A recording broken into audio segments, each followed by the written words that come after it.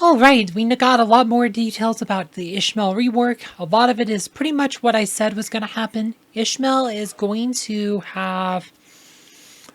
Like, let's pull up Ishmael. Ishmael.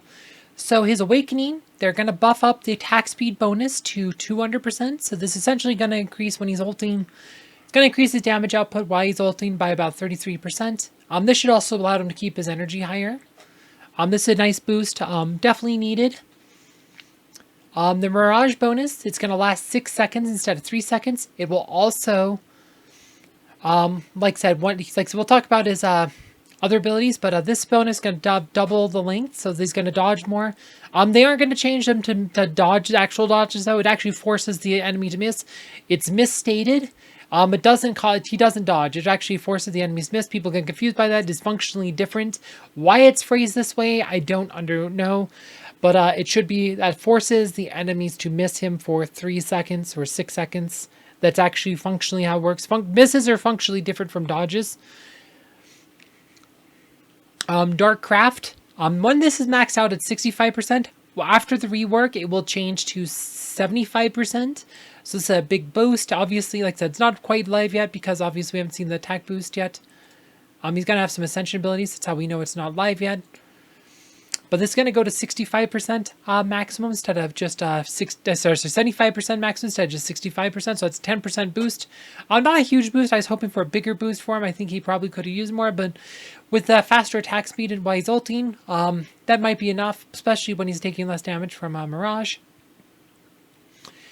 And Storm Blades is now going to be every 3rd hit and every 4th hit instead of every 4th hit, which is like whatever. I mean, Storm Blades I would have rather seen like a completely different ability, but it is a slightly more frequent stun, but since he attacks single targets, and since Sebastian's ubiquitous, it's not going to matter too much. Occasionally, it's only a 1 second stun, so it's like, yay. The big ones are the Mirage and the Awakening changes. Those are the ones that really matter. But he's also going to get some Ascension abilities, which are definitely needed. So, one of his Ascension abilities is his Awakening.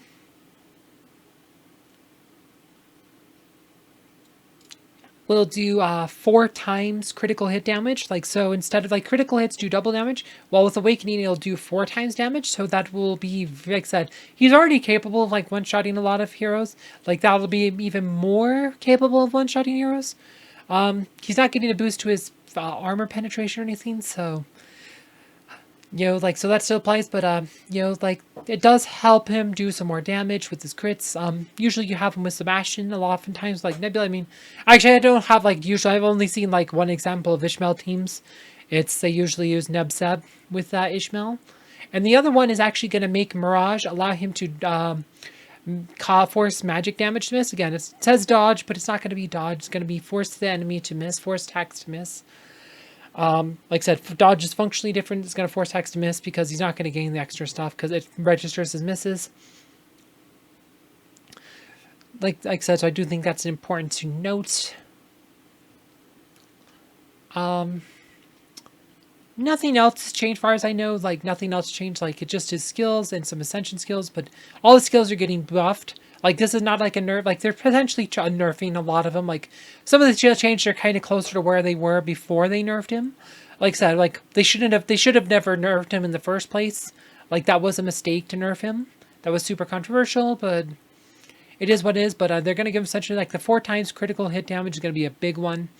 I don't know if it'll quite be enough to make him playable. Dodging magic attacks will also be good.